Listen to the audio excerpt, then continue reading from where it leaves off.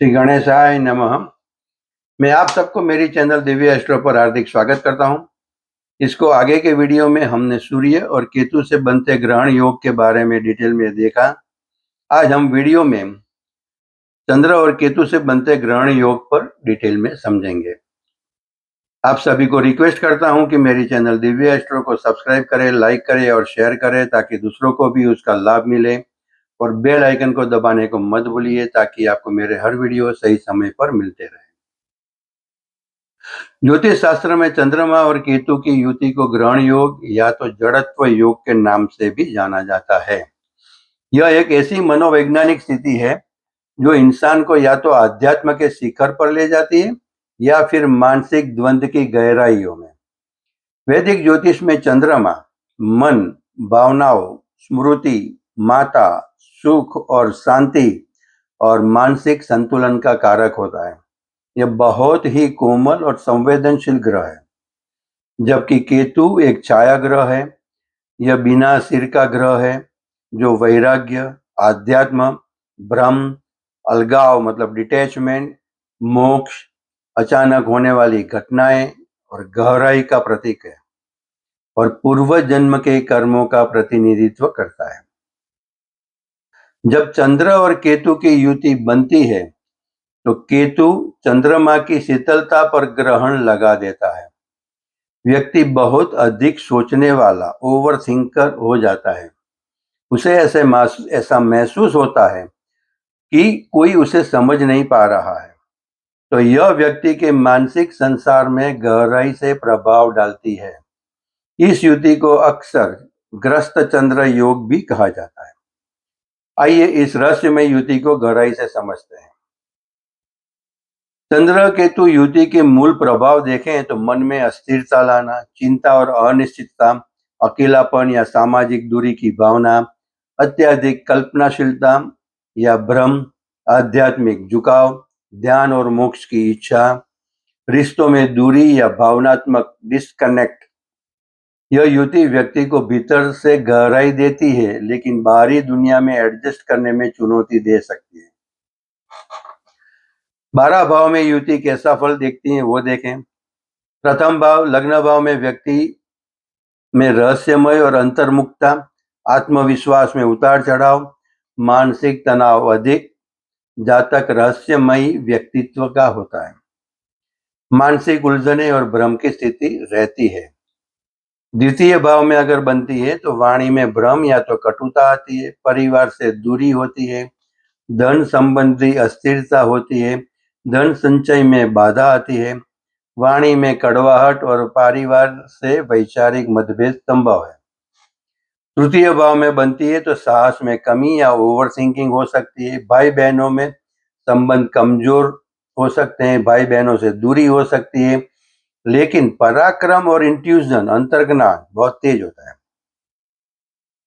चतुर्थ भाव में होती है तो माँ से दूरी या तो भावनात्मक गैप होता है, घर में शांति की कमी होती है, मानसिक असंतोष रहता है, माता के स्वास्थ्य में परेशानी हो सकती है, मन हमेशा भटकता रहता है, स्थिर नहीं होता।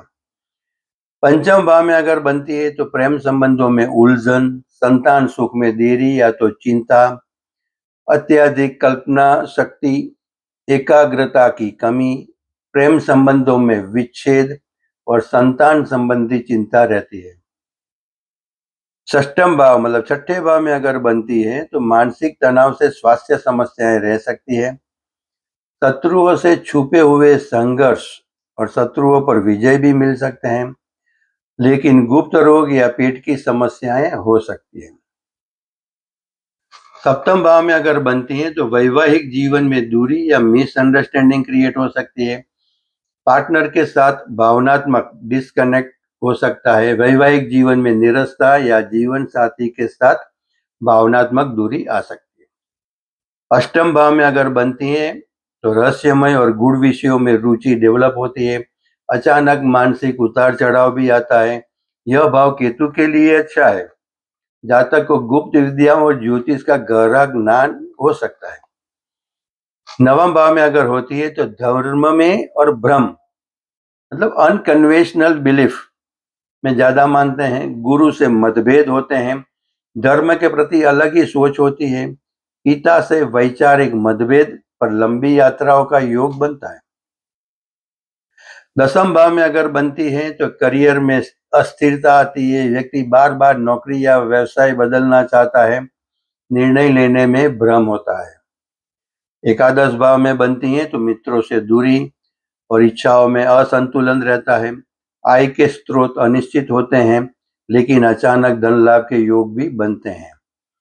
द्वादश भाव में बनती है तो अकेलापन महसूस होता है, नींद की समस्या रहती है, विदेश या आध्यात्म में रुचि रह सकती है, मोक्ष के लिए श्रेष्ठ स्थिति है ये। अनिद्रा की समस्या हो सकती है, लेकिन आध्यात्मिक उन्नति जरूर हो सकती है। राशि योग में देखें तो अग्नि तत्व की राशि मेष सिंह धनु, तो यहाँ जातक के स्वभाव में बहुत अधिक चिड़चिड़ापन और गुस्सा आ सकता है। गुस्सा और इम्पल्सिव डिसीजन, ईगो और इमोशनल कॉन्फ्लिक्ट, और धर्म में भ्रम या तो रिबेलिएशन हो सकता है। पृथ्वी तत्व में अगर बनती है वृषभ, कन्या और मकर में, तो यहाँ जातक अपनी भावनाओं को दबा देता है, जिससे वे भीतर ही भीतर घुटता है। भावनात्मक स्टबर्ननेस, जिद्दी, एंजाइटी और परफेक्शनिज्म, इमोशन सप्रेस करना, ये सब कुछ ज्यादा हो जाता है। वायु तत्व में होता है तो मिथुन, तुला और कुंभ, तो बहुत अधिक कल्पनाशीलता और हवाई किले बनाना, ओवर थिंकिंग और कंफ्यूजन रहता है, रिश्तों में असंतुलन रहता है, अलग टाइप की सोच होती है, आइसोलेशन। जल तत्व में बनती है तो कर्क, वृश्चिक और मीन राशि में, तो यहाँ यह युति सबसे ज्यादा प्रभावशाली होती है। वृश्चिक में चंद्रमा नीच का होता है, वहां यह डिप्रेशन तक दे सकता है, जबकि मीन में यह परम आध्यात्मिक बना देता है। अत्यधिक संवेदनशीलता, गहरी भावनाएं, रहस्य प्रियता, अत्यधिक कल्पनाशीलता, स्पिरिचुअल डेप्थ देता है।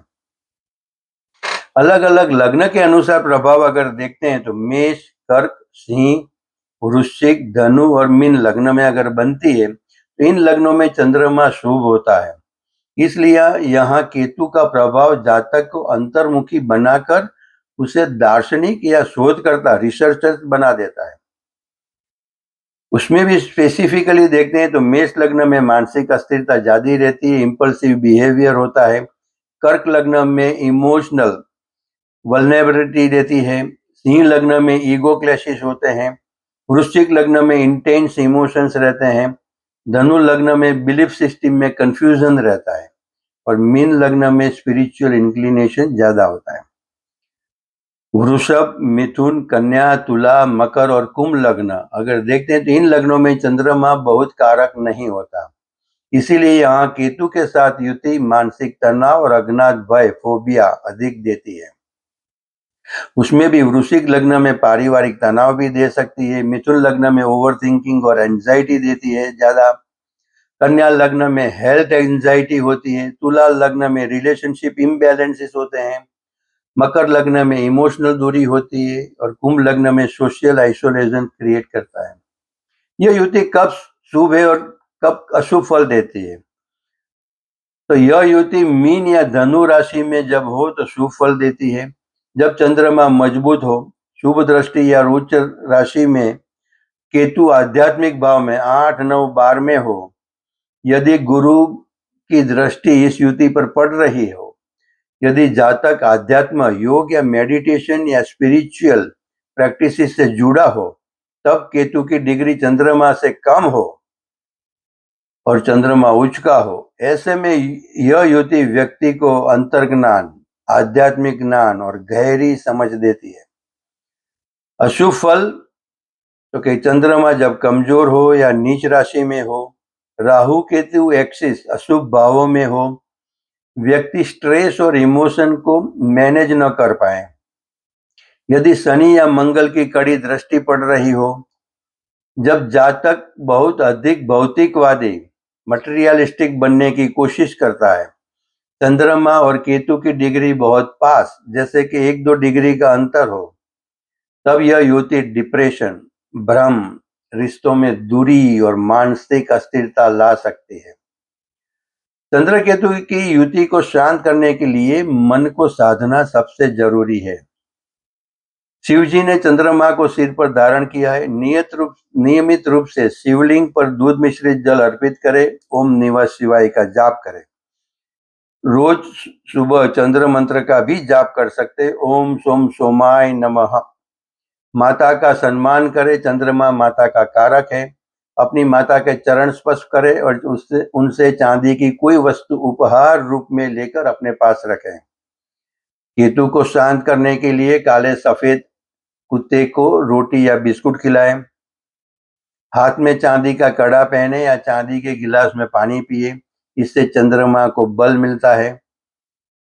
प्रतिदिन 15 मिनट अनुलोम विलोम मतलब प्राणायाम और ध्यान करें। यह चंद्रमा की चंचलता को केतु की गहराई के साथ बैलेंस करेगा।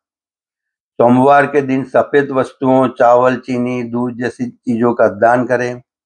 और सबसे बड़ा, जीवन शैली में सुधार लाएं, जैसे कि चंद्रमा के लिए अच्छी नींद लें, पानी अधिक पिए, नकारात्मक सोच से दूर रहे। तो निष्कर्ष ये है कि चंद्र केतु की युति कोई अभिशाप नहीं है, यह एक जागृति का संकेत है।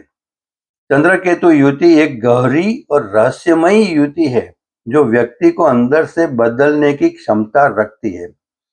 यह जहां एक तरफ मानसिक अस्थिरता और भ्रम ला सकती है, वहीं दूसरी तरफ आध्यात्मिक जागृति और आत्मज्ञान भी देती है। यदि आप अपनी भावनाओं को सही दिशा, आध्यात्म और रचनात्मकता में मोड़ लेते हैं, तो यही युति आपको अंतर्दृष्टि दे सकती है जो दुनिया के पास नहीं है। बस अपनी अंतरात्मा की आवाज सुनना सीखें और वर्तमान में जीने का प्रयास करें।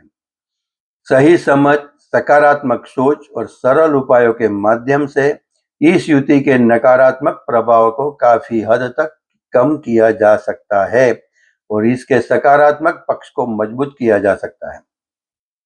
आज हम यहाँ तक देखते हैं। अगले वीडियो में हम मंगल और केतु की युति के बारे में डिटेल में समझने की कोशिश करेंगे।